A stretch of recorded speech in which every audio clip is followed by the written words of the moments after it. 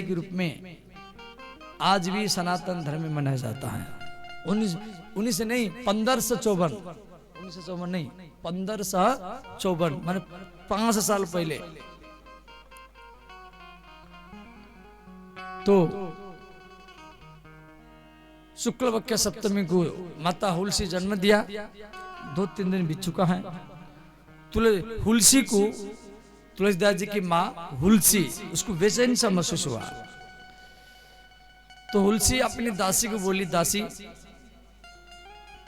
अब मैं बच नहीं पाऊंगी, ये बालक को ले जाओ और मेरे पति को दे देना। इतना कह करके हुलसी वहीं पर अपने शरीर को त्याग दिया। वो बेचारी मर गई। चुनिया वो बालक को लेकर के चित्रकूट के पास राजापुर ग्राम आ गए। तो आत्माराम दुबे को बालक दिए। आत्माराम दुबे ने पूछा, दासी इसकी मां? तो चुनिया ने कहा, ब्राह्मणदेव इसकी मां हुलसी इसी बालक को जन्म देकर के 2 दिन में बेचारी मर गई। आत्माराम दुबे को थोड़ा दुख हुआ जब हमारी पत्नी का मृत्यु हुआ। अब भाई बालक का पालन पोषण कौन करेगा? तो चुनिया ने कहा, जो ब्राह्मण देव अब दुखी मत होइए, हम इसके मां बन करके हम इसका पालन करेंगे।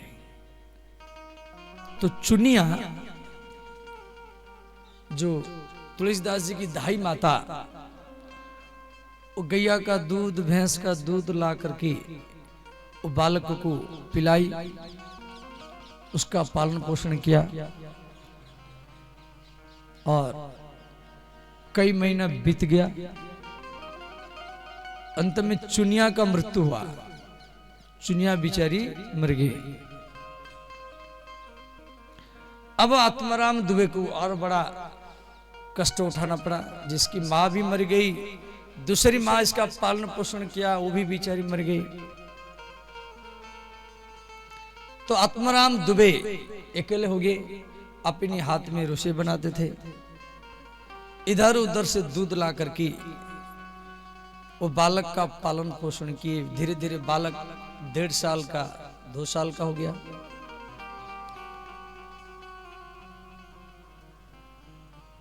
अंत में आत्माराम दुबे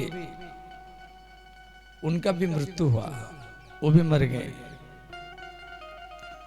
अब तुलसीदास जी छोटे हैं, उनके अपनी मां मर चुकी है, दूसरी मां वो भी मर गई और पिता भी मर गए। तो गांव में एक ये अफवाह, माने गांव में एक हल्ला गुला हुआ, जो इसी बालकों को जो खिलाता है, इसी बालकों को जो पालन करता है, वो मर जाता है।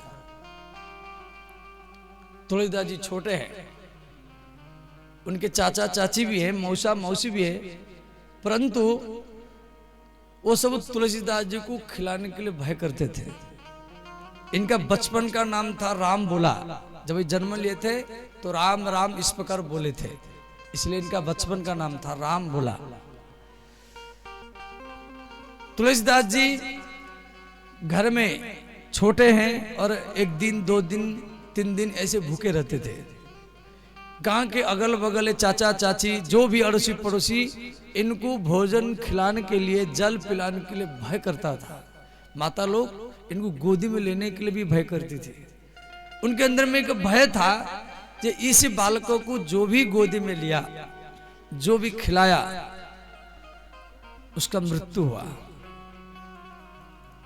छोटे से तुलसीदास वो घर में रोते थे, भूख प्यास में रोते थे।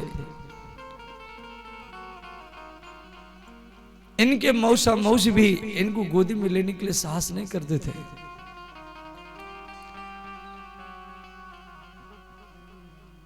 3-4 दिन बीत चुका है, तुलसीदास जी रो रहे हैं। तो भगवती माता जगदम्बा श्री पार्वती काशी में भगवान शिव जी को बोले, नाथ तुलसीदास नामक एक छोटा सा बालक है, उसकी माँ का मृत्यु हो चुका है, उसके पिता का भी मृत्यु हो चुका है, उसकी दाई माता का भी मृत्यु हो चुका है। 4-5 दिन से बालक भूखा है और कोई भी स्त्री इसको खिला नहीं रहा है। मैं जगत माता हूं, भले उसकी मां कोई दूसरा हो, यदि इस बालक का मैं सुरक्षा नहीं करूंगी तो मुझे जगत माता कहकर कोई भी पूजा नहीं करेगा। मैं उसका पालन करने के लिए मैं हर रोज रात में जाऊंगी। तो भगवान शिव पार्वती को आदेश दिए कि देवी आप 2 दिन में 3 दिन में वो बालक का पालन पोषण करो। तो माता भगवती जगदम्बा पार्वती एक बूढ़ी ब्राह्मणी का रूप बना करके वो रात में छुप करके आती थी और तुलसीदास जी को दूध पिलाती थी, फिर भोजन कराती थी। इस प्रकार भगवती माता जगदम्बा वृद्धा ब्राह्मणी का रूप बना करके रात में आती थी और उसका पालन पोषण करती थी। गांव के लोग को अचंभा है कि कोई इसको खिलाता नहीं पिलाता नहीं, बालक हुष्ट पुष्ट है। और संजोगों में बगल गांव में 2-4 कोस में एक मेला लगा हुआ था, जैसे दुर्गा पूजा का मेला लगता है, ऐसे ही मेला में सब लोग जा रहे थे। तुलसीदास जी छोटे थे, बच्चे थे, बच्चों को मेला अच्छा लगता है। तो तुलसीदास जी के अगल बगल जो चाचा चाची या मौसा मौसी जो भी अड़ोसी पड़ोसी सब मेला देखने के लिए जा रहे हैं। छोटे हैं तुलसीदास जी, 4 साल के हैं। अब वो भी सब मन में सोच रहे जे सब जा रहे हैं तो हम भी जाएंगे, तो भी पीछे पीछे चल पड़े। अब कोई छोटा बच्चा जाता है तो गांव के अगल बगल के लोग तुलसीदास जी को साथ में लेने के लिए भय करते थे और ये बोलते थे, बेटा तू दूर में रह। तो उनको भय था जे इसको साथ में लेंगे या हाथ पकड़ करके लेंगे तो हमारी भी मृत्यु न हो जाए, सबको मरने का भय रहता था। तो तुलसीदास जी छोटे थे और वो बार बार बोलते थे जी भैया मैं आपसे दूर रहूंगा, मैं आपके हाथ नहीं पकड़ूंगा, मैं दूर में आपके पीछे पीछे जाऊंगा, मैं बिछुड़ जाऊंगा फिर आपके पीछे पीछे आ जाऊंगा। इस प्रकार तुलसीदास जी उनके पीछे पीछे मेला में पहुंच गए और मेला में धक्का मुक्का चलता है। तो उसी धक्का मुक्का में भीड़ में तुलसीदास जी छूट गए, बिछुड़ गए। छोटा सा बच्चा जो बिछुड़ गया तो मेला में वो व्यक्ति को ढूंढ रहा है। रात हो गया, तुलसीदास जी के पेड़ के नीचे बैठ करके रो रहे हैं। तो उस समय एक संत थे, उनका नाम था नरहरियानंद महाराज, जो जगत गुरु रामानंद आचार्य जी के शिष्य थे। जगत गुरु रामानंद आचार्य जी के नाम आप सुने होंगे, जिनके शिष्य कबीरदास, रविदास। तो जगत गुरु रामानंद आचार्य जी के शिष्य नरहरियानंद उसी मेला में वो भी गए थे। वो देखे भाई के बालक के पेड़ के नीचे रो रहा। बोले बेटा आप क्यों रो रहे हैं? तो तुलसीदास जी बोले मैं जिसके पीछे पीछे आया था वो बिछुड़ गया है, रात हो गया है। नरहरियानंद ने प्रश्न किया बेटा आपका नाम क्या है? तुलसीदास जी बोले मेरा नाम है राम भोला। नरहरियानंद ने कहा बेटा रो मत, आपका गांव का नाम? तुलसीदास जी बोले मेरे गांव का नाम है राजापुर। छोटे थे तो नरहरियानंद ने कहा बेटा रो मत, मैं तुझे तेरे गांव में लेके छोड़ दूंगा, तेरे माता पिता को मिला दूंगा। तुलसीदास जी और रोने लगे, बोले बाबा मेरे गांव में मेरे माता नहीं है और मेरे पिता भी नहीं है, और गांव में कोई भी व्यक्ति मुझे प्रेम नहीं करता है, मुझे कोई गोदी में भी नहीं लेता है, और गांव के लोग मेरे छाया से भी दूर रहते हैं।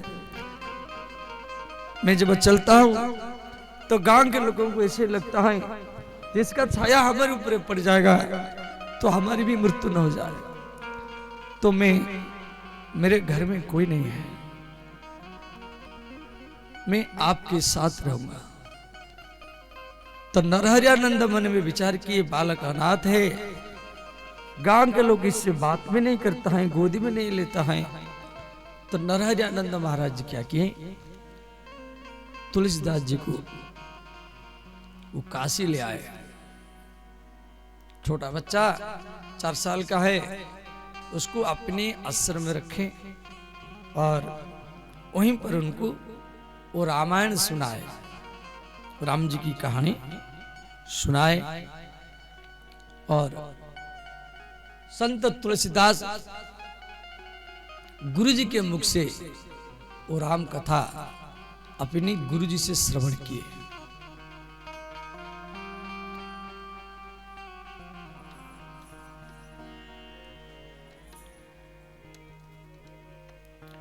सुन भाई राम कथा, जय जय राम कथा।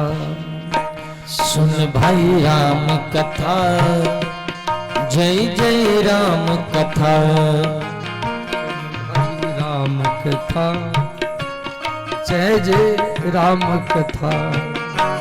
सुन भाई राम कथा, जय जय राम कथा। नवमी तिथि मधु मास पुनीता, शुक्ल पक्ष अभिजीत हरि प्रीता। राम सिया राम, सिया राम, जय जय राम। राम सिया राम, सिया राम, जय जय राम। मध्य दिवस अति शीतन घामा, पावन काल लो को विश्रामा। राम सिया राम, सिया राम, जय जय राम। राम सिया राम, सिया राम, जय जय राम। जय जय राम कहानी, सुन भाई राम कहानी। जय जय राम कहानी, सुन भाई राम कहानी। जय जय राम कथा, सुन भाई राम कथा। जय जय राम कथा, सुन भाई राम कथा। इसे सुनकर मिट जाता है, इसे सुनकर मिट जाता है। इसे सुनकर मिट जाता है जन्म जन्म कर व्यथा। सुन भाई राम कथा, जय जय राम कथा। हो सुन भाई राम कथा, जय जय राम कथा।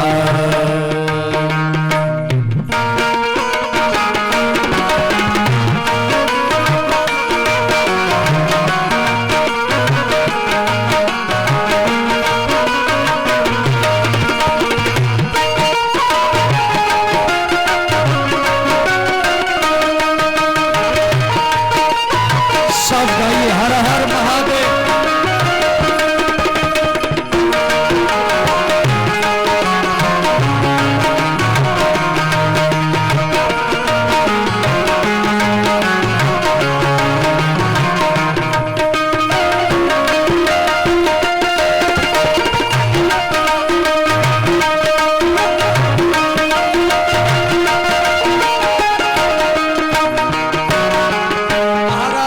दशरथ के परिवार में चैत्र मास शुक्ल पक्ष नवमी को राम लक्ष्मण भरत शत्रुघ्न का जन्म हुआ। श्री वशिष्ठ के गुरुकुल में इनका अध्ययन हुआ। विश्वामित्र मुनि के द्वारा राम लक्ष्मण जनकपुर में पहुंचे। 15 वर्ष उम्र में श्री राम जी का विवाह माता सीता जी के साथ हुआ और 27 वर्ष उम्र में राम जी का वनवास हुआ। तापस वेश विशेषी दासी 14 वर्ष राम वनवासी। राम सिया राम जय जय राम। राम सिया राम जय जय राम। चित्रकूट में श्री राम और भरत का मिलन हुआ। पाही नाथ कही पाही गुसाई भूतल पर श्रीलकुट किनाई। राम सिया राम जय जय राम। राम सिया राम जय जय राम। जय जय राम कथा सुन भाई राम कथा। जय जय राम कथा सुन भाई राम कथा। इसे सुनकर मिट जाता है इसे सुनकर मिट जाता है जन्म जन्म कर व्यथा। जय जय राम कथा सुन भाई राम कथा। ओ जय जय राम कथा सुन भाई राम कथा।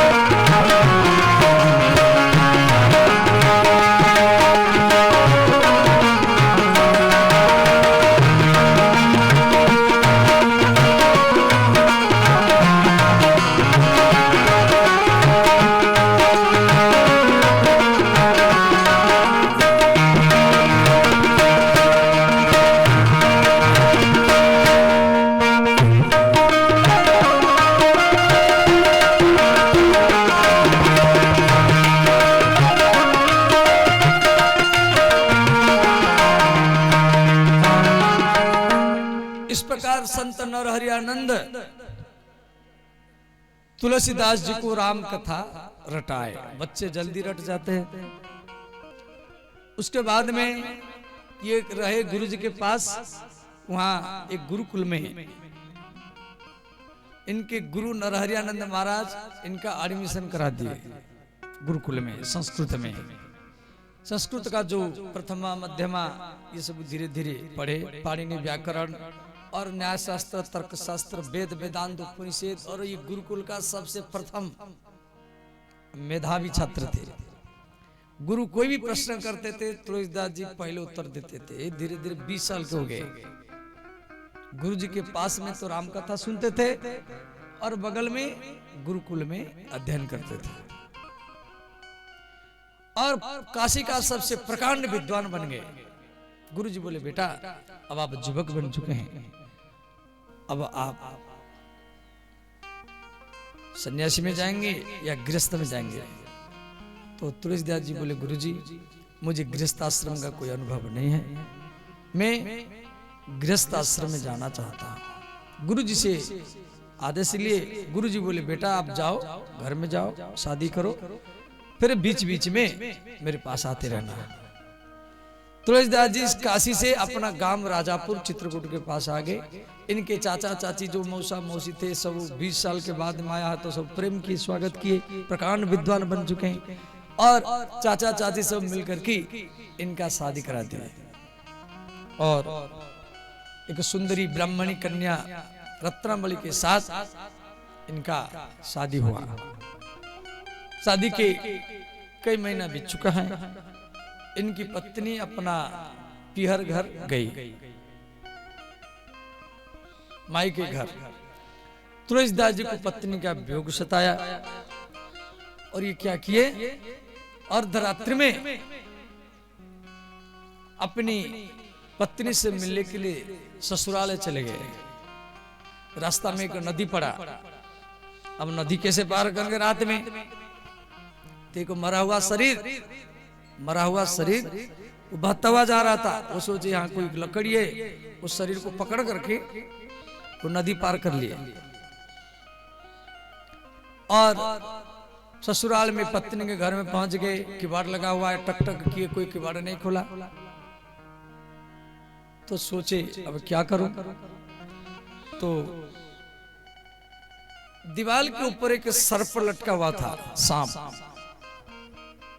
वो सोचे कोई रस्सी लटका हुआ है, उस सर्प को रस्सी मान करके उसको पकड़ करके वो दीवार कूद करके अपनी पत्नी के पास चले गए।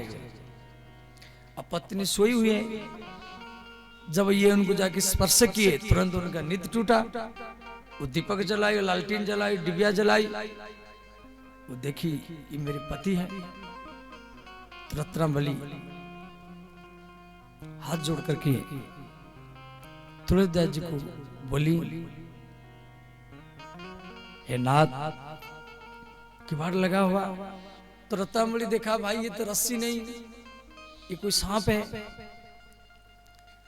तुलसीदास जी बोले, मैं सांप को पकड़ करके दीवार कूद करके आ गया। तो इनकी पत्नी बोली,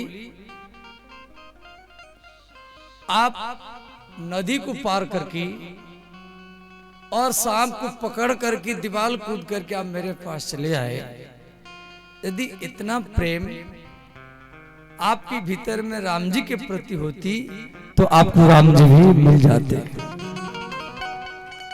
तो तुलसीदास जी को उनकी पत्नी ज्ञान दी। तुलसीदास जी ये बात को सुन करके मन को पश्चाताप किए और अपनी पत्नी के चरण में प्रणाम किए और बोले, आप मेरे गुरु हैं, आप मेरे माता हैं। और अपनी पत्नी को प्रणाम करके वो सदा सदा के लिए पत्नी को छोड़ करके चले गए और दूसरी बार फिर नहीं आए। वही बात को वो रामचरितमानस में लिखे है। यमन चला बंचक भक्त कही राम के, किंकर कंचन को काम के। संसार में जितना ठग है, जितना स्त्री प्रेमी है, उन स्त्री प्रेमी में प्रथम नंबर में हूं।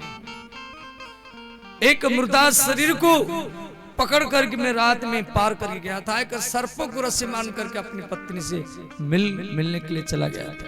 तिनी महा प्रथम रेख जग मोरी, तिनी महा प्रथम रेख जग मोरी, तिनी महा प्रथम रेख जग मोरी, तिनी महा प्रथम रेख जग मोरी।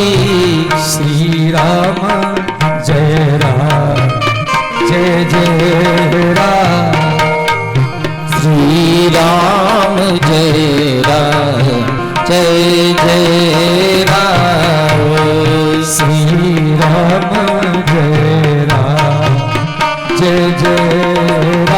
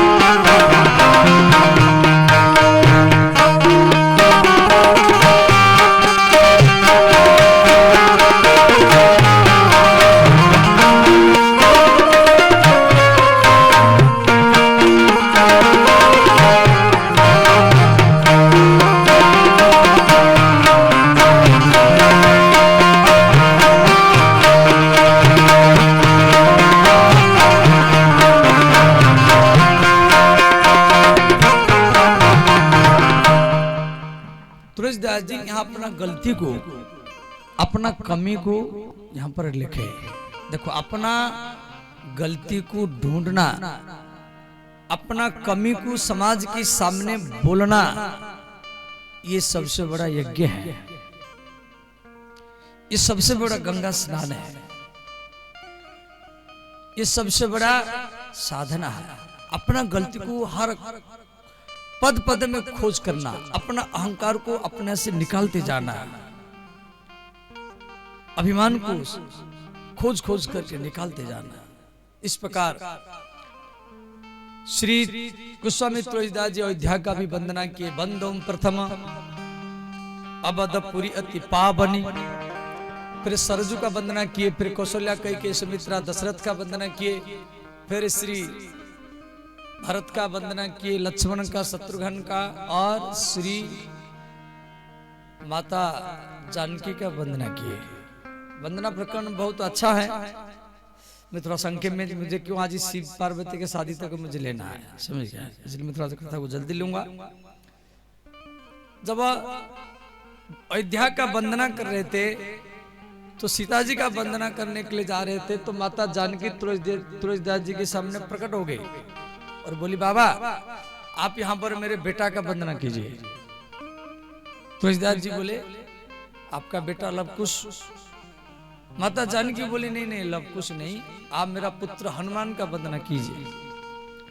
तुलसीदास जी बोले, माता मैं अयोध्या के परिवार का वंदना कर रहा हूँ, बीच में हनुमान को क्यों घुसाओ, उसको बाद में वंदना करूंगा। तो माता जानकी बोली, नहीं नहीं, हनुमान मेरे परिवार का है।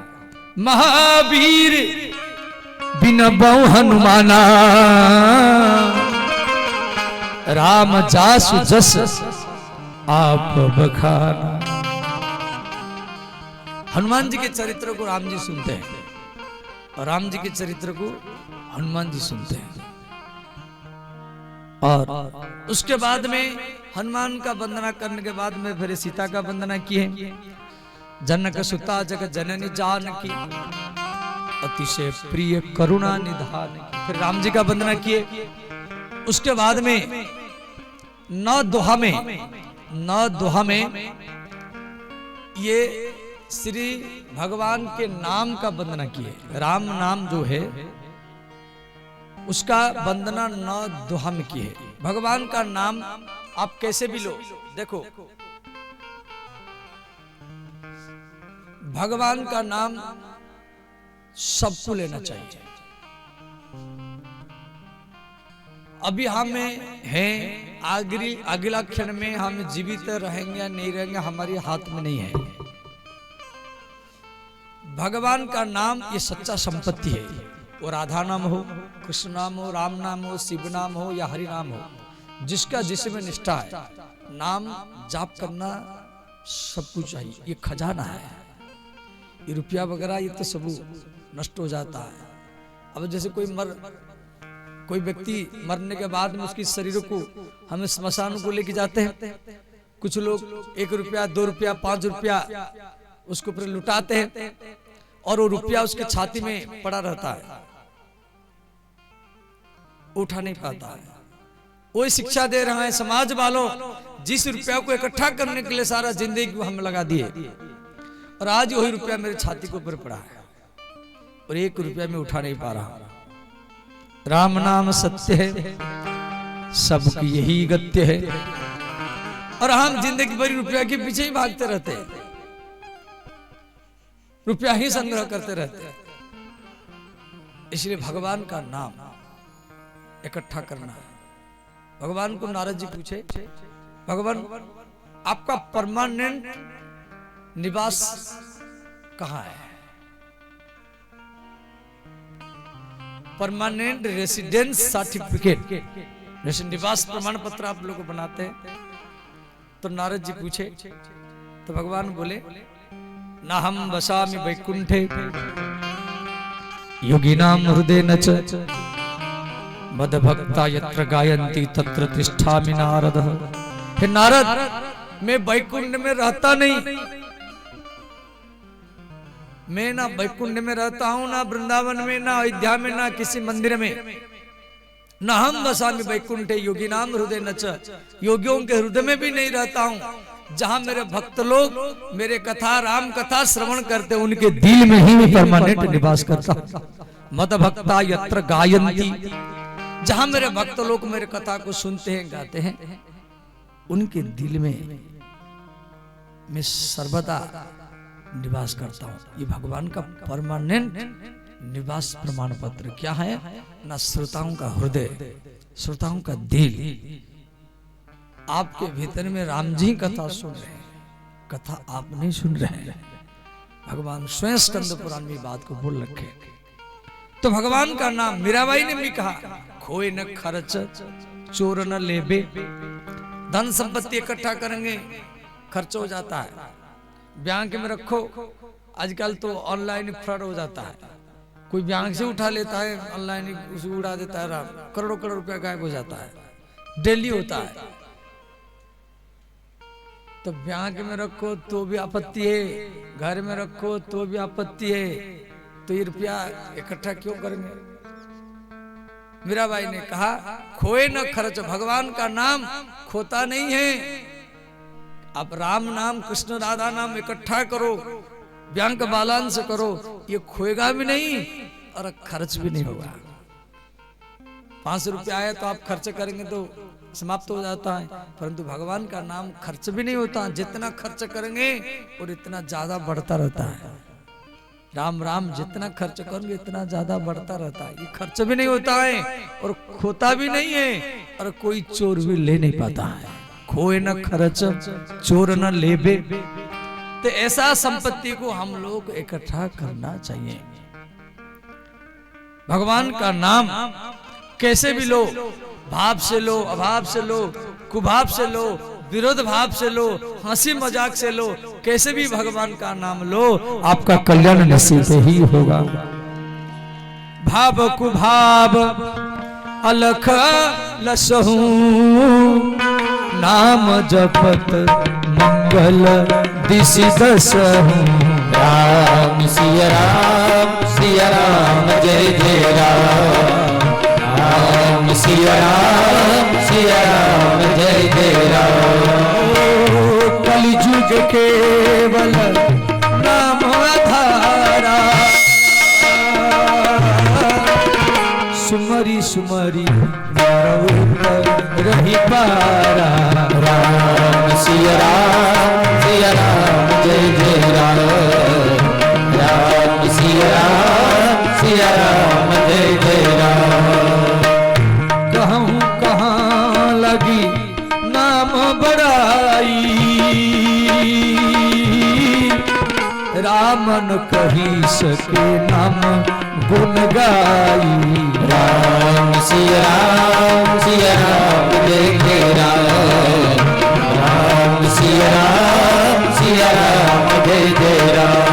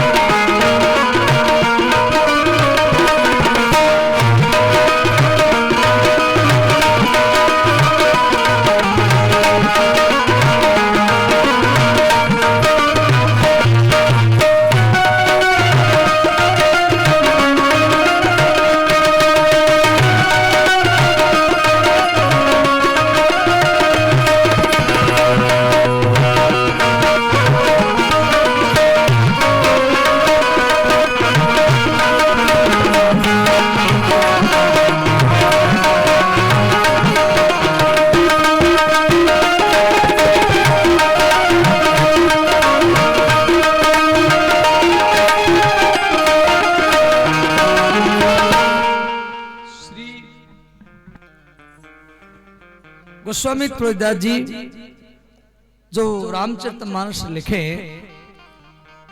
तो अयोध्या में लिखे, और 1631 संवत में यहाँ दिया भी गया है। संवत 16 से 31 करहूं कथा हरि पद धरि शीशा, नवमी भौम बार मधुमासा। अयोध्या में चैत्र मास शुक्ल पक्ष नवमी को, माने जिस दिन राम जी की जन्म और नवमी भौमवार माने मंगलवार, उस दिन मंगलवार था 1631 संवत में, माने आज से 450 साल पहले अयोध्या में चैत्र मास शुक्ल पक्ष नवमी मंगलवार को ये रामचरितमानस लिखे। अवधपुरी यह चरित्र प्रकाशा, और इसका नामकरण लिखे रामचरितमानस यही नामा, सुनत श्रवण पाय विश्राम। रामचरितमानस नामकरण कर दिए। देखो रामचरितमानस, इसमें 4 घाट है, पूर्व पश्चिम उत्तर दक्षिण। एक सरोवर है रामचरितमानस, एक सरोवर है, इसमें 4 घाट है, मान 4 संवाद है। 4 संवाद क्या है? पहले ये राम कथा को भगवान शिव मां पार्वती को सुनाए, फिर वही रामचरितमानस कथा को काकभुसुंडी गरुड़ जी को सुनाए, फिर वही राम कथा को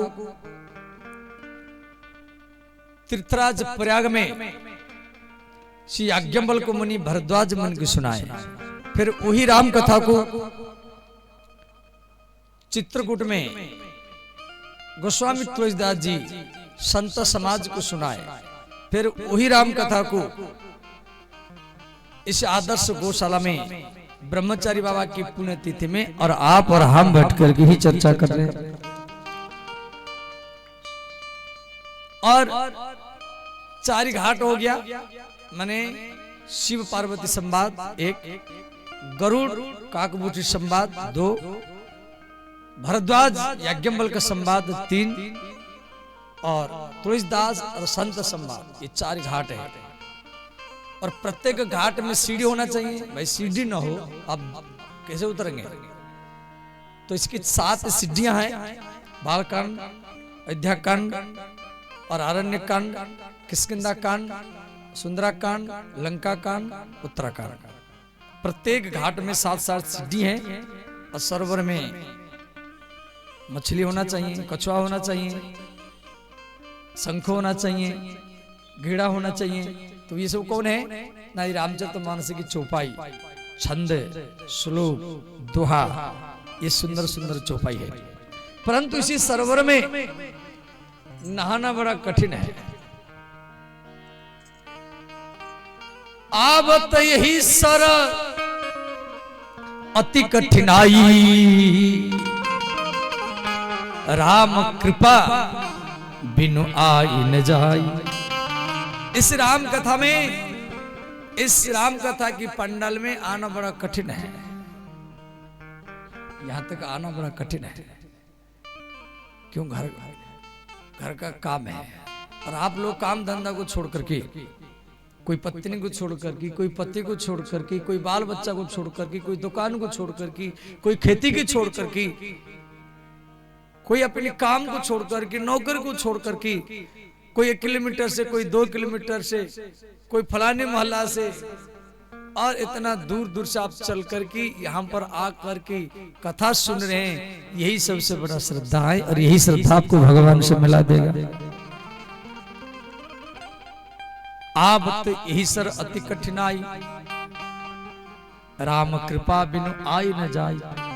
जब तक राम का कृपा नहीं होगा तब तक वो व्यक्ति घर छोड़ के यहाँ आएगा नहीं। तो इसी में आना जो कठिनाई क्या है? ना घर का काम, गृह कारज। गृह माने घर, गृह शब्द का अर्थ घर। घर कारज नाना जंजाल, गृह कारज नाना जंजाल, गृह कारज नाना जंजाल, गृह कारज नाना जंजाल, अति दुर्गम शैल विशाल, अति दुर्गम शैले विशाला। श्री तीर्थराज प्रयाग में कुंभ मेला लगा हुआ है, माघ मास का समय है। श्री कुंभ राशि में भगवान सूर्य का प्रवेश हुआ है। माघ मास में प्रयाग में माघ स्नान होता है, सब लोग नहा नहा करके जा रहे हैं। तो श्री याज्ञवल्क्य मुनि जा रहे हैं, तो भरद्वाज मुनि, उनके भरद्वाज मुनि बसहि प्रयाग। भरद्वाज मुनि प्रश्न किए, हे नाथ मुझे राम कथा सुनना है। क्या जो दशरथ का पुत्र राम है, क्या वही सबके शरीर में आत्मा के रूप में रहता है? दशरथ का पुत्र जो राम है, क्या वही राम सबके भीतर में आत्मा के रूप में राम, वही राम आत्मा के रूप में सबके हृदय में रहता है, कि शरीर में रहने वाला राम अलग है या दशरथ का पुत्र राम अलग है? ये प्रश्न किए अज्ञान के समान। अब आपको कोई प्रश्न करे, भाई सतनाली में जो सूर्य है, क्या वही सूर्य दिल्ली में है? अरे सतनाली में जो सूर्य है वही सूर्य महेंद्रगढ़ में। ये नहीं जो महेंद्रगढ़ का सूर्य अलग है और सतनाल का सूर्य अलग है। अज्ञान के समान प्रश्न किए। याज्ञवल्क्य मुनि हंसने लगे, समझ गए जिनकी इच्छा है राम कथा सुनने के लिए, तो याज्ञवल्क्य मुनि भरद्वाज मुनि को कथा सुना रहे हैं और वो कथा को हम लोग को श्रवण कर रहे हैं। तो श्री याज्ञवल्क्य मुनि कह रहे हैं, हे महाराज, एक बार त्रेता जुग माही शंभु गए कुंभज ऋषि पाहि। एक बार त्रेता युग में श्री भगवान शिव और पार्वती दक्षिण भारत से अगस्त मुनि के आश्रम से राम कथा सुन करके कैलाश जा रहे हैं। दक्षिण भारत से और कर्नाटका, तमिलनाडु, मध्य प्रदेश देकर के वो महाराष्ट्र में पंचवटी में पहुंचे। पंचवटी में, और उस समय भगवान राम सीता की याद में रो रहे थे। हर वृक्षलता को पकड़ करके हे सीते, हे सीते, हे सीते कह करके रो रहे। अब ध्यान देना, ये प्रकरण रामचरितमानस में दिया गया है। देखो, हम लोग सोचते हैं जो राम जी के जन्म के बाद में राम कथा लिखा हुआ है, नहीं। श्री भगवान शिव राम कथा सुन करके आ रहे, कहा? दक्षिण भारत से। और महाराष्ट्र पंचवटी में, नासिक जिला में पड़ता है पंचवटी, वहां पर राम जी सीता माता की याद में रो रहे हैं। इसका अर्थ यह है जो राम जी से पहले राम कथा था,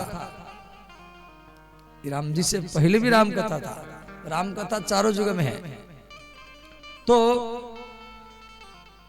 श्री शिव जी प्रणाम किए, जय सच्चिदानंद जग पावन, अस कही चले मनोज न सावन।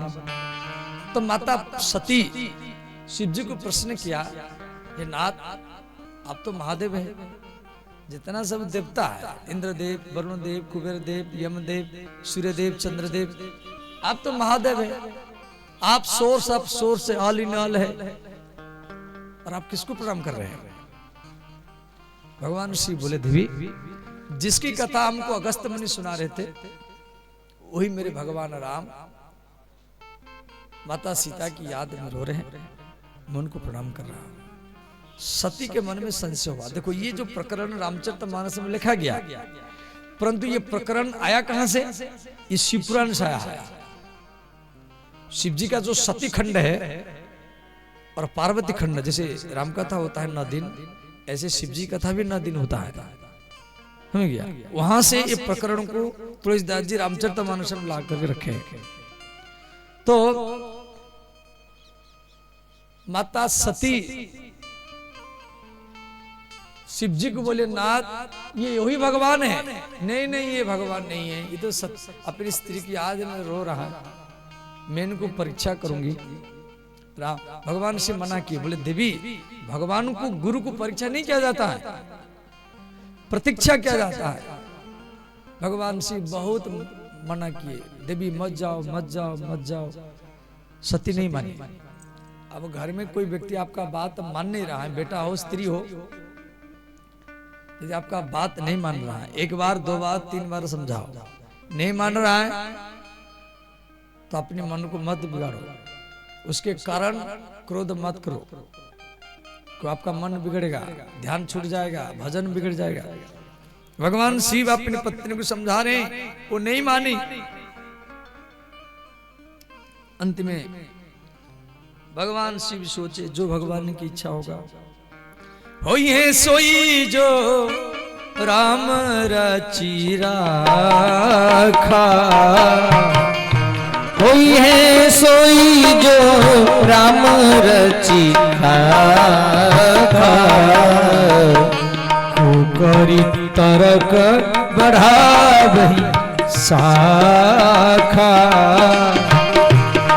करी तरक बढ़ावही शाखा। श्री राम जय राम जय जय राम, श्री राम जय राम जय जय राम। देवी सती शिव जी का बात नहीं मानी और राम जी को परीक्षा करने के लिए आ गई। अब परीक्षा करेगी तो कैसे करेगी? सती, शिव जी की पत्नी सती मैंने विचार की, मैं सीता का रूप बना करके जाऊंगी। क्यों ये सीता की याद में रो रहे हैं? यदि मैं सीता का रूप बना करके जाऊंगी, ये मुझे पकड़ेंगे, चुंबन देंगे, गोदी में बैठाएंगे, तो मैं पहचान लूंगी ये भगवान नहीं है। देखो रामायण में कई सीता है। एक तो ये सती शिव जी की पत्नी सीता का रूप बना कर गई थी। दूसरा सीता माया सीता जो रावण ने हरण किया। तीसरा जो ओरिजिनल वास्तव सीता जनकनंदन सीता। चौथा यज्ञ सीता, राम जी सीता माता जब वाल्मीकि आश्रम में रही तो राम जी सीता का मूर्ति बना करके यज्ञ किए थे, वो है यज्ञ सीता। कई प्रकार के सीता है, ध्यान देना। तो ये जो सीता है ये सती सीता का रूप बना कर गई थी। तो ये आगे आगे जा रहे हैं। भगवान शिव तो पेड़ के नीचे बैठे रहे, सती सीता का रूप बना करके आगे आगे जा रहे हैं। अब राम लक्ष्मण दोनों सीता माता को ढूंढ रहे। पुनि पुनि हृदय विचार करी धरी सीता कर रूप, आगे हुई चले पंथ ही जही आवत नर भूप। लक्ष्मण का नजर पड़ा। लक्ष्मण देखा, अरे हम तो सीता माता को ढूंढ रहे हैं और माता सीता तो आगे आगे जा रहे हैं। लक्ष्मण दीख उमा कृत बेसा, चकित भय भ्रम हृदय विशिखा। लक्ष्मण के मन में संशय हुआ, अरे मेरे भाभी माता सीता आज तक मेरे भैया के आगे आगे कभी भी नहीं गई। ध्यान देना, राम जी आगे आगे चलते थे, माता सीता उनके पीछे चलती थी और लक्ष्मण जी उनके पीछे चलते थे। राम जी आगे आगे चलते थे, एक पग, दूसरा पग, तीसरा पग, और माता जानकी भयभीत होकर चलती थी। क्यों? राम जी की चरण में 64 प्रकार का चिन्ह है। राम जी जूता चप्पल नहीं पहरे, जंगल में राम जी जूता चप्पल खड़म भी नहीं पहरे, वो नंगे पैर में चलते थे। तो उनके चरण में जो 64 प्रकार का चिन्ह है वो जमीन पर धूलि में दिखाई देता था। माता जानकी उनके पीछे पीछे भयभीत होकर चलती थी, जो इनकी जो चरण का चिन्ह है वो मेरे चरण से दब न जाए, मिट न जाए, इतना मर्यादा। तुलसीदास जी लिखे, प्रभु पद रेख, प्रभु पद रेख, प्रभु मन राम, पद रेख, रेख मन चिन्ह, प्रभु पद रेख, बीच बीच सीता, प्रभु पद रेख, बीच बीच सीता। अने राम जी के दोनों पैर के बीच बीच में धरती चरण चलती सभीता। धरती चरण चलते सभीता। माता सीता को जंगल में भय नहीं था, ना कोई राक्षस से भय है, ना हाथी से, ना बाघ से, ना सांप से, किसी से भय नहीं था। केवल भय था भगवान के पीछे पीछे चलते समय में जी भगवान का चरण चिन्ह मेरे चरण से दब न जाए, मिट न जाए। इसीलिए बीच बीच में जो खाली जगह है माता सीता वहीं पर अपना चरण को रखती थी। अब लक्ष्मण जी कैसे चलते थे? अब लक्ष्मण जी और ज्यादा भयभीत है जी इन्हीं के जो दोनों चरण चिन्ह मेरे चरण चिन्ह चरण से दब न जाए, मिट न जाए। इसलिए लक्ष्मण जी कभी बाएं तरफ, थोड़ा सा बाएं तरफ चलते थे, कभी कभी दाएं तरफ चलते थे। इतना मर्यादा, मर्यादा की सीमा पार। और आज वो माँ सीता मेरे भैया के आगे आगे जा रहे हैं। इसलिए लक्ष्मण जी संशय किए। लक्ष्मण दीख उमा कृत बेसा। सती आगे आगे जा रहे सीता का रूप बना करके, और इधर राम जी पहुंच गए तो राम जी प्रणाम किए। बोले माता दशरथ पुत्र राम जोरी पानी प्रभु किन्हे प्रणाम। पिता समेत लीन निज नाम। देखो राम जी कैसे नाम लिए। आप किसको बोलो प्रणाम? भैया राम राम, राधे राधे। अब उसी व्यक्ति को बोलो भैया मैं गोविंद दास का पुत्र फलानी दास, अमुक दास आपके चरण में प्रणाम कर रहा हूं। एक मर्यादा। तो राम जी प्रणाम किए। हे माता सती, दशरथ पुत्र राम आपके चरण में प्रणाम कर रहा है। जोरी पानी प्रभु किन्ने प्रणाम। पिता समेत लीन निज नाम। अब तो सती घबरा गई। अरे मैं तो सोच रही थी ये तो सीता की याद में रो रहे हैं, मैं सीता का रूप बना करके आई थी, मुझे गोदी में लेंगे, चुम्बन देंगे, परंतु ये तो मुझे प्रणाम कर रहे हैं। सती शर्मा गई। अब सती परीक्षा करके शिव जी के पास जा रहे हैं। इधर राम जी सोचे तारो मैं अपना थोड़ा प्रभाव दिखा दूं। तो राम जी क्या किए, सीता के साथ सती के सामने प्रकट हो गए। बोले सीताराम भगवान की जय। अब सती मैंने विचार किया अरे ये तो सीता की याद में रो रहे हैं, अब सीता तो इनके बगल में है।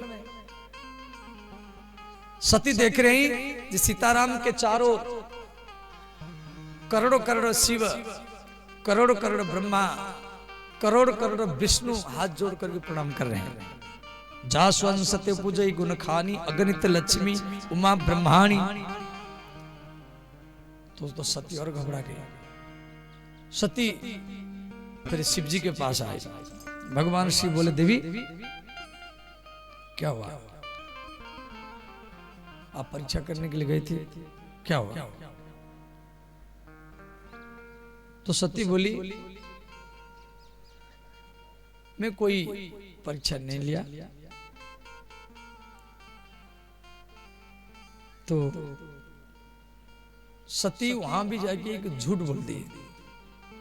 पहला झूठ किया, एक तो राम जी को परीक्षा करने के लिए आई और जाकर के बोल देती हाँ मैं सीता का रूप बना कर गई थी, ये बात बोल देती, परंतु वो बात को छुपा लिया। उस शिव जी को बात भी नहीं बताई। कछु न परीक्षा लीन गुसाई, हे नाथ में कोई परीक्षा नहीं लिया।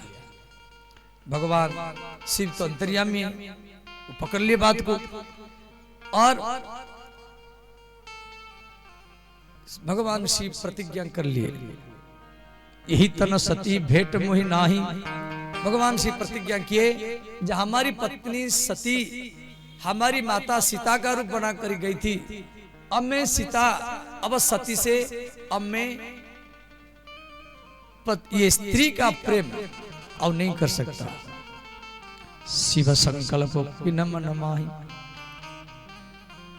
आकाशवाणी हुआ जय हो जय हो। अब भगवान शिव क्या किए, कैलाश में पहुंचे, सती के लिए एक आसन लगाए और उसके बाद में सती मन ने विचार की, मैं मेरे पति के लिए हर रोज आसन लगाती थी और आज मेरे पति मेरे लिए आसन लगा रहे हैं। तो सती समझ गई, अंतिम में प्रश्न किया, हे नाथ आप मुझे राम कथा सुनाइए। भगवान शिव बोले ठीक है, हम आपको राम कथा सुनाएंगे। तो भगवान शिव क्या किए, सती को राम कथा सुनाने लगे। ध्यान देना। अब उसी समय में दक्ष प्रजापति यज्ञ कर रहा था हरिद्वार में, और भगवान शिव कैलाश में, कैलाश चाइना में है, वहां पर सती को कथा सुना रहे हैं। तो आकाश में देवता लोग जा रहे हैं। तो सती प्रश्न किया, है नाथ ये सब कहां जा रहे हैं? भगवान शिव बोले, देवी आपके पिता यज्ञ कर रहे हैं। सती यहां तीसरा गलती किया। पहला गलती किया, शिव राम जी को परीक्षा करने के लिए गई। दूसरा गलती किया, परीक्षा करने के लिए गई, आकर के अपनी पति को ये बात छुपाई, जब मैं सीता का रूप बना कर गई थी, ये बात को छुपाई। चलो राम भगवान शिव समझ गए।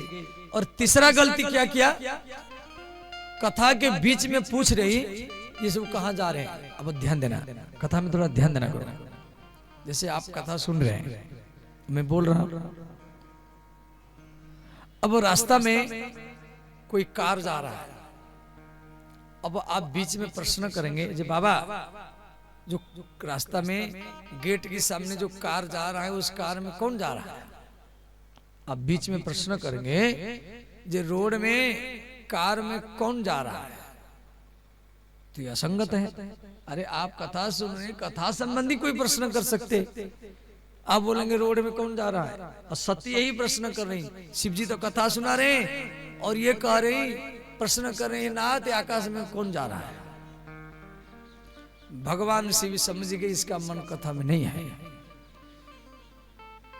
इसकी मन कथा में नहीं है, ये झूठ मूठ में मुझे प्रश्न कर रखे राम कथा सुनाओ, परंतु इसका मन राम में नहीं है। ये तीसरा गलती हो गया सती का। भगवान राम शिव बोले, देखो आपके पिताजी यज्ञ कर रहे हैं, सब जा रहे हैं। सती बोले हम भी जाना चाहिए। शिव जी बोले हमारे पास निमंत्रण नहीं है, हम कैसे जाएंगे? सती बोली, पिता के पास में बेटी, गुरु के पास में शिष्य, पति के पास में स्त्री, मित्र के पास में मित्र, बिना निमंत्रण में जा सकता है। हमारे पिताजी इतना बड़ा यज्ञ कर रहे, भूल गए होंगे, हमको जाना चाहिए। शिव जी बोले, देवी आप जो कह रहे हैं ठीक कह रही, कि पिता के पास में बेटी बिना निमंत्रण में जा सकती है, गुरु के पास में शिष्य बिना निमंत्रण में जा सकता है, पति के पास में स्त्री बिना निमंत्रण में जा सकती है, मित्र के पास में मित्र बिना निमंत्रण में जा सकता है। ये बात ठीक है, परंतु वहां जाने के बाद में यदि इज्जत हो, सम्मान हो, तभी जाना चाहिए। यदि वहां जाने के बाद में बेइज्जती हो, निंदा हो, असम्मान हो, तो वहां जाना नहीं चाहिए। आपकी पिता जो यज्ञ कर रहे हैं, सिर्फ मेरा बेइज्जत कराने के लिए कर रहे हैं, और कोई कारण नहीं है। सती नहीं मानी, ये चौथा गलती है सती का। गलती के ऊपर गलती करती जा रहे हैं। शिव जी मना कर रहे हैं, नहीं मानी, वो निकल पड़ी। भगवान शिव उदास हो गए, नंदी को बोले, बेटा नंदी, ये तेरे माँ का कपड़ा है, ये उसकी कंगी है, ये उसकी खिलौना है, ये इसकी कुंडल है, मंगलसूत्र है, ये ले जाओ। नंदी ने प्रश्न किया, महादेव मां सती अपनी पिहर घर जा रही, आ जाएगी, पहरेगी। भगवान शिव के आंखों में आंसू भर गया। शिव जी उदास हो गए, बोले पुत्र यह मंगल होगा, यह आभूषण को देख करके मेरा मन बिगड़ जाएगा, मेरा भजन छूट जाएगा, मेरा ध्यान विचलित हो जाएगा। तेरे माँ सती मेरा बात नहीं माना, मुझे ऐसे लग रहा है अब सती से मेरा भेंट नहीं होगा।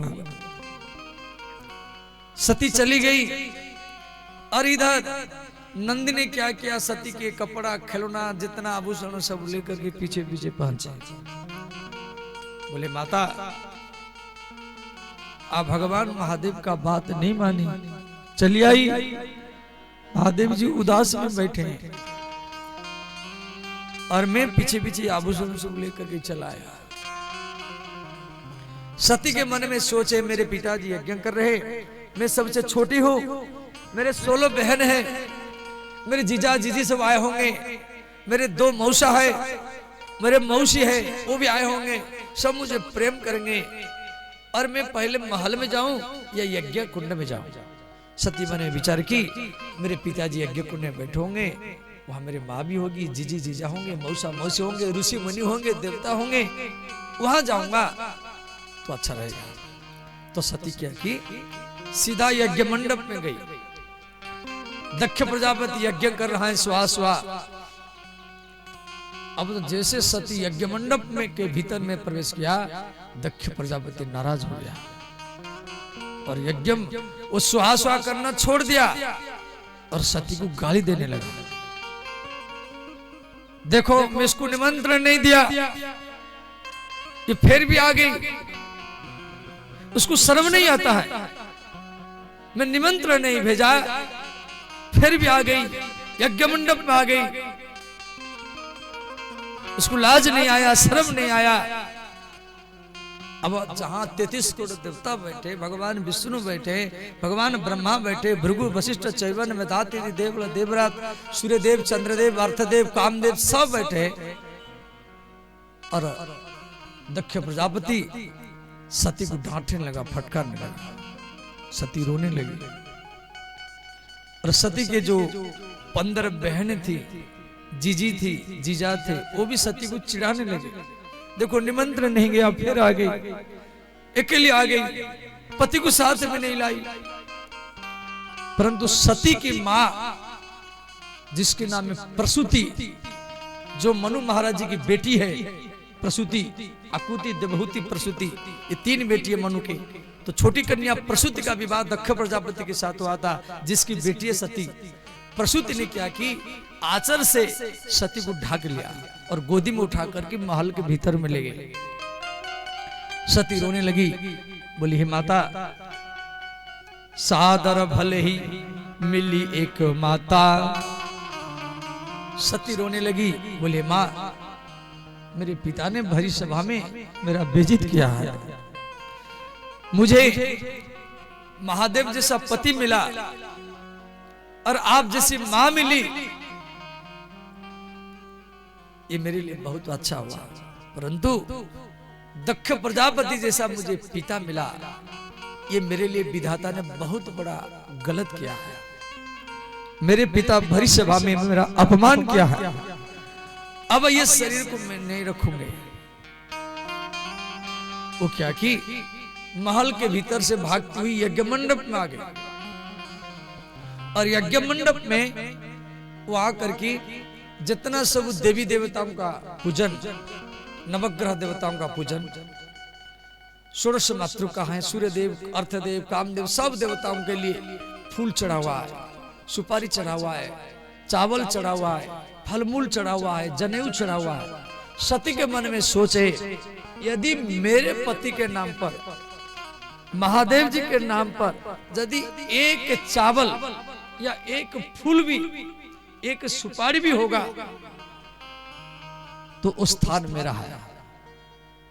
वो यज्ञ मंडप में एक एक जगह को जाकर भी ढूंढा, किसी भी जगह में शिव जी के नाम पर एक फूल भी नहीं, एक तुलसी पत्ता या बेल पत्ता भी नहीं है, एक चावल सुपारी जनेऊ तक भी नहीं है। तब सती को बड़ा दुख हुआ, क्या मेरे पति देवता में नहीं है? सब देवताओं का पूजन किया गया और मेरे पति का पूजन नहीं किया गया। तब सती को बड़ा दुख हुआ। सती यज्ञ कुंड के पास बैठ करके और अपने शरीर से वो अग्नि प्रकट किया और सती का शरीर चरण से जलने लगा। भगवान विष्णु आगे बैठे, सती का शरीर आधा शरीर जल चुका है, यज्ञ मंडप में हाहाकार हो रहा है और सती भगवान विष्णु को जलती हुई कह रही, हे वैकुंठनाथ, मैं शरीर को त्याग रहा, परंतु मुझे दूसरी बार जन्म लेना पड़े तो मुझे शिव ही पति के रूप में चाहिए। सती मरत हरिशन भर मागा, सती मरत हरिशन भर मांगा, सती मरत हरिशन भर मागा, सती मरत हरिशन भर मांगा, जन्म जन्म शिव पद अनुरागा, जन्म जन्म शिव पद अनुरागा, श्री राम जय राम जय जय राम, श्री राम जय राम जय जय राम।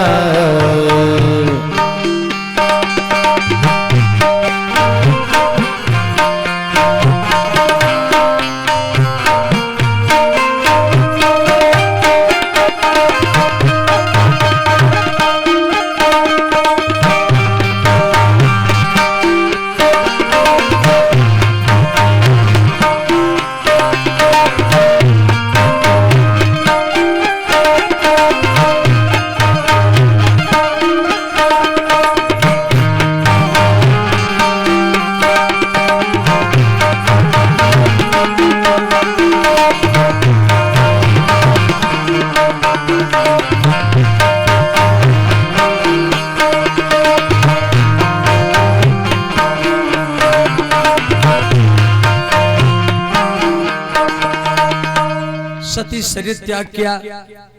अंत में श्री नारद जी जाग करके महादेव जी को सारा बात बनाए। भगवान शिव जी को क्रोध आया। भगवान शिव जटा को उखाड़े, वीरभद्र को प्रकट किए और वीरभद्र काल के समान आया और दक्ष प्रजापति के यज्ञ मंडप को नष्ट किया और दक्ष प्रजापति का मस्तक काट करके हवन कुंड में सुहा कर दिया। तब देवताओं को ज्ञान हुआ। फिर देवता फिर कैलाश में पहुंचे, शिव जी को विनती किए। भगवान शिव तो आशुतोष है, जल्दी प्रसन्न हो जाते हैं। भगवान शिव फिर यज्ञ में आए। दक्ष प्रजापति एक बकरा का मस्तक काट करके उसके धड़ में जुड़े। फिर दक्ष प्रजापति जीवित हुआ और बकरा के शब्द से वो भगवान शिव जी को स्तुति किया। जितना सबको ठीक कर दिए, परंतु सती का जो आधा शरीर पड़ा हुआ था, आधा शरीर तो जल चुका है और आधा शरीर पड़ा हुआ था, भगवान शिव क्या किए, कंधा में उठाए और सारा भारत में घूमते रहे, पागल के समान घूमते रहे। भगवान शिव जी को बड़ा दुख हुआ, जहां में एक पत्नी व्रता है और हमारी स्त्री का मृत्यु हुआ। भगवान शिव मन में संकल्प किए, अब जीवन में मैं कभी शादी नहीं करूंगा, मैं सन्यासी बनकर के, योगी बनकर के, परमहंस बनकर के रहूंगा। क्यों? हम एक पत्नी व्रता हैं और हमारी स्त्री का मृत्यु हुआ। अब मैं किस प्रकार अपने मन को बस में करूंगा? तो भगवान विष्णु क्या किए, शिव जी की स्थिति को देख करके चक्र से सती का शरीर को कई टुकड़ा कर दिया। वो भारत में कई जगह में गिरा। वो शक्तिपीठ कहलाया। जैसे जम्मू कश्मीर में वैष्णव देवी, हरिद्वार में मनसा देवी, बद्रीनाथ में त्रिपुरा सुंदरी, वृंदावन में कात्यायनी, आसाम में कामाख्या, ज्वालामुखी, इस प्रकार 64 शक्तिपीठ कहलाया। भगवान शिव जगह जगह में जहां पर राम कथा, भागवत कथा होती थी, वहां जाकर की वो साधारण रूप में वो कथा सुन सुन करके अपने मन को अपना बस में लाए। फिर उसके बाद में अखंड समाधि में बैठ गए। इसी बीच में हजार साल बीत गया। इधर पर्वतराज हिमालय माता भगवती दुर्गा को पूजा करते थे। या देवी सर्वभूतेषु मातृ रूपिणम संस्थिता नमस्तस्यै नमस्तस्यै नमस्तस्यै नमो नमः। या देवी सर्वभूतेषु शक्ति रूपिणम संस्थिता नमस्तस्यै नमस्तस्यै नमस्तस्यै नमो नमः। भगवती माता दुर्गा जगदम्बा श्री हिमालय राज को दर्शन दिया। बोले श्री दुर्गा महारानी की जय। तो माता दुर्गा को भगवती को हिमालय राज ने कहा, हे माता मुझे आप जैसा के बेटी चाहिए। तो माता भगवती प्रसन्न हो गई। भगवती को भी बड़ा दुख है जब मैं शरीर त्याग किया और मेरे पति मेरे शरीर को कंधा में लेकर के पागल के समान घूमते रहे और मैं जल्दी पृथ्वी पर जन्म लूंगी और पुनः मैं अपने पति को प्राप्त करूंगी। इसीलिए माता भगवती ने क्या कि हिमालय की बेटी के रूप में जन्म लिया, पार्वती की बेटी, इसलिए नाम पड़ा पार्वती। बोले श्री पार्वती महारानी की जय। गिरि की बेटी तो नाम पड़ा गौरी। तो पहले ये सती थी, शिव पुराण में सती खंड की कथा, अब पार्वती खंड की कथा शुरू हो रहा है।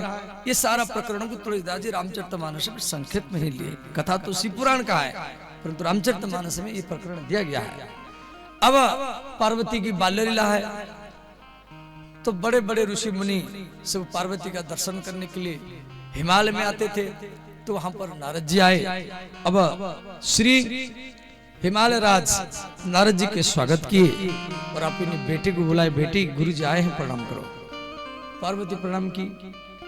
तो मैना जो हिमालय की पत्नी मैना थी वो बोली, गुरुजी हमारी बेटी का थोड़ा हाथ देखिए, इसका भविष्य बताइए। तो भगवान नारद बोले, आपकी जो बेटी है इसका घर घर में पूजा होगा, ये जगत माता कहलाएगी। इसके लिए बहुत बड़ा उत्सव बनेगा जो नवरात्र उत्सव होगा और ऐसा बेटी को आप जन्म दिया है, इसके नाते आपका भी पूजा होगा। और मैना, हिमालय की पत्नी मैना ये बोली, गुरुजी इसका पति कैसा होगा वो थोड़ा तो बताइए। तो नारद जी बोले, इसका जो पति होगा जोगी जटिलम अकाम मनन नगम अमंगल भेष। वो जोगी होगा, जटाधारी होगा, भस्म लेपन करेगा, सर पर लटकाएगा, वो नंगा रहेगा, भिकमंगा होगा, उसका माता पिता कोई नहीं होगा। अब मैना सुनकर उदास हो गई। मेरे बेटी एक तो राजा की बेटी है, इतना सुंदर है, और इसका जो पति होगा वो भिकमंगा होगा। मैना माने विचार की भले हमारी कन्या कुमारी रहे, ऐसा दूल्हा के साथ हम शादी नहीं कराएंगे। नारद जी चले गए। इसी बीच में पार्वती 5-6 साल की हो गई। तो पार्वती को स्वप्न में भगवान शिव जी का दर्शन हुआ। भगवान शिव बोले, देवी आप तपस्या करने के लिए कब जाएंगे? नारद जी बोल करके भी गए थे, जो वो भी पति तभी मिलेगा जब ये तपस्या करेगी, वरना ऐसे नहीं मिलने वाला।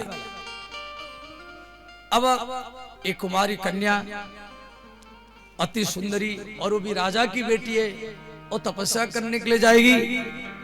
तो मैना रोने लगी। बोले, बेटी तू एक कन्या है, तू जंगल में कैसे तपस्या करेगी? जंगल में हाथी है, बाघ है, सिंह है, तुझे खा जाएंगे। जंगल में ठंडी है, गर्मी है, बिच्छू है, सांप है, तू कहां सोएगी? मच्छर है, और ना रोटी मिलेगा, ना सब्जी मिलेगा, ना ओढ़ने के लिए चादर मिलेगा, ना कंबल मिलेगा। कौन तुझे रोटी खाएगा? तू एक पुरुष होती तो तपस्या कर सकती थी, क्योंकि स्त्री है। तो माता पार्वती ने कहा, हे माता मैं तपस्या करने के लिए जाऊंगी।